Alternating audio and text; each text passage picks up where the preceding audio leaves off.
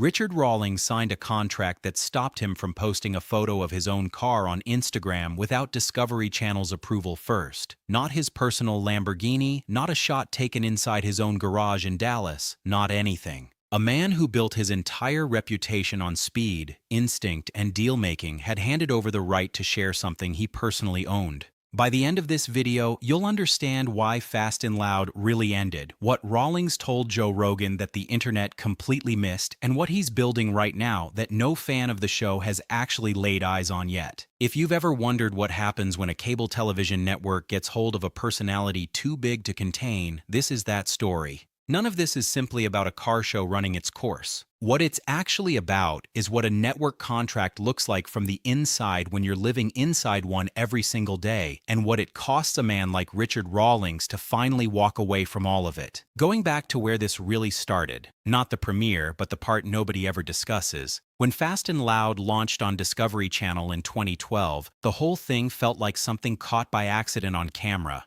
Rawlings loud and deal-hungry, Aaron Kaufman making mechanical miracles happen beside him, and a garage in Dallas, Texas that felt less like a television set and more like somewhere you genuinely want to spend a Saturday afternoon. Most reality television spends its entire run trying to manufacture that kind of energy, and this show had it from day one. That energy came with a price attached, and Rawlings eventually sat across from Joe Rogan on episode 1578 of the Joe Rogan Experience and told him exactly what that price was. What he said should have broken the internet, and somehow it didn't. His words were, "I signed off on all media." 4 words, and if you've never been inside a network deal, you probably let them slide right past you without registering what they actually meant. What those 4 words translated to in practice was this: every interview request, every podcast appearance, every sponsored post on social media, every single moment where Rawlings showed up publicly in any capacity had to clear network approval first.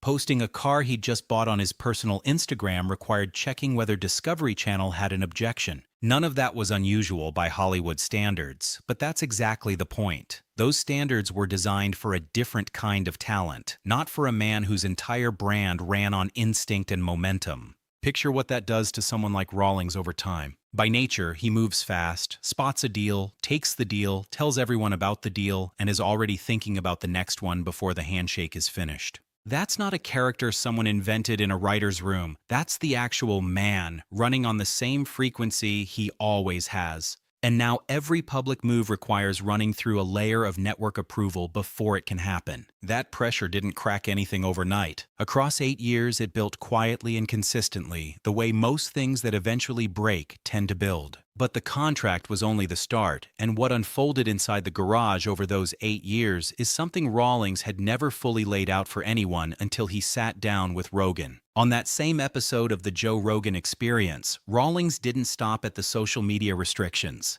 He went further, describing the creative straitjacket that came from being a long-running show on cable television, and this is the detail that got buried in the conversation afterward. Discovery Channel needed a specific, repeatable product. A car arrives, gets worked on, a deal closes, a dollar figure lands on screen, and the whole cycle resets the following week. That format works for ratings, works for advertisers, and works for a network scheduling grid. But what it doesn't work for is a man who wants to convert a 6-wheel drive military Humvee or restore a French military recreational tank just because the idea sounds genuinely interesting to him. Rawlings told Rogan, "I've exited Discovery and I'm a free agent." And the way those words came out, not bitter, not angry, but carrying the specific relief of someone who just put down something very heavy, told you more than the words themselves did. A canceled man doesn't talk like that. Someone who found the exit does. The creative compression that happened over 8 seasons didn't come from any single decision or particular executive making a call.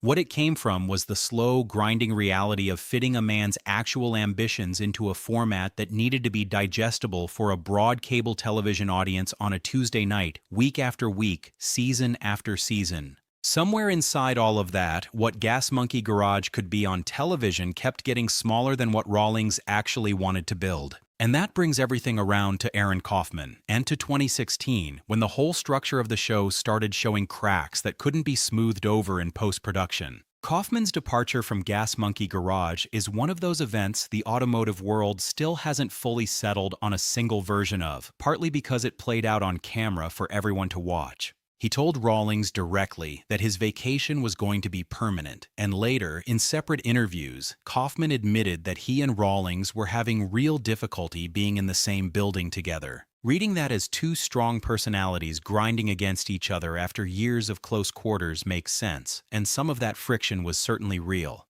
The question worth sitting with, though, is how much of it was actually between the two men, and how much came from 8 years of reality television pressure that had nowhere else to go. The show filmed their work, and it filmed their relationship, turning every disagreement into a narrative beat that needed to serve an episode, and the stress of a contract controlling their public lives didn't disappear. It redirected itself into the spaces between them. What Kaufman built after leaving answers some of that question. Arclight fabrication became his outlet for the kind of obsessive, detail-heavy work that network television almost certainly would never have let him put on screen, and the direction he took after Gas Monkey says a great deal about what he felt he couldn't pursue while he was still there. So with Kaufman gone and the contract still running, Rawlings had a choice to make, and what he chose reframes everything about how Fast and Loud actually ended. Fast and Loud wrapped in 2020, and from a television business perspective, you could tell that ending several different ways. Shifting ratings, a cable industry being steadily eaten by streaming, an audience that had migrated elsewhere.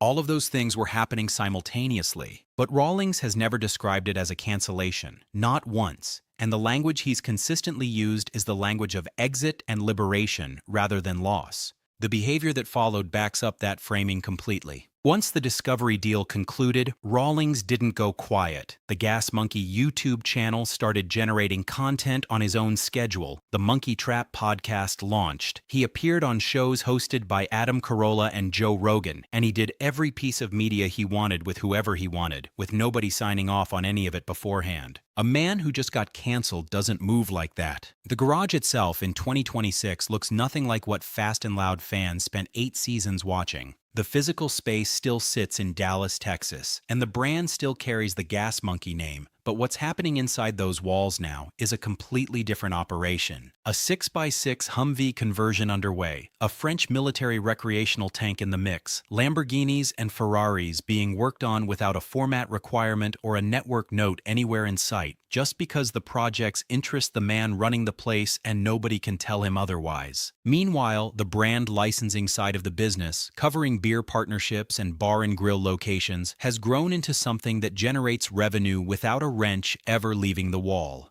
The empire building that Rawlings' deal-making instincts were always pointed toward has been running at full speed since the ceiling came off. And here's what makes all of it worth paying attention to. The audience didn't walk away when the show ended. They followed him to YouTube, which tells you something about what Fast and Loud actually was all along. People didn't watch it because Discovery Channel put it in their programming guide.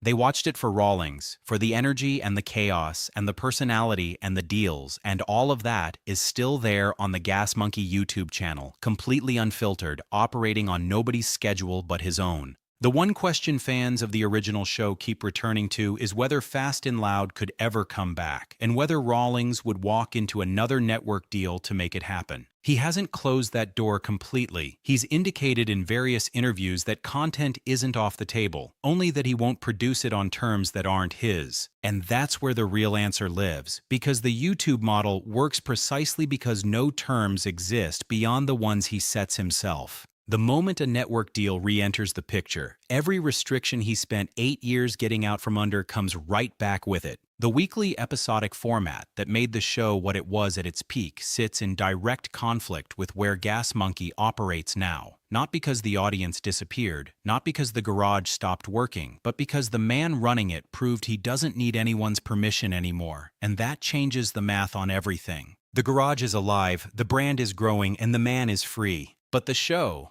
the actual show, the one that ran on Discovery Channel for 8 seasons, that version is probably gone for good. What the whole arc comes down to is this. The contract was the cage, built professionally and without malice, but a cage all the same for someone wired the way Rawlings is wired. Gas Monkey Garage survives and grows as a real living operation because he walked out of that cage, and the version of it that existed as a television product with a network's fingerprints on every decision had a shelf life that the man himself did not. Do you think Fast and Loud could work as a YouTube series on his own terms? Drop your answer in the comments because that's a conversation worth having. If this kind of deep dive is what you're here for, the subscribe button is right there and it costs you nothing. Next, we're going even deeper on the man who built everything at Gas Monkey Garage and then walked away from all of it.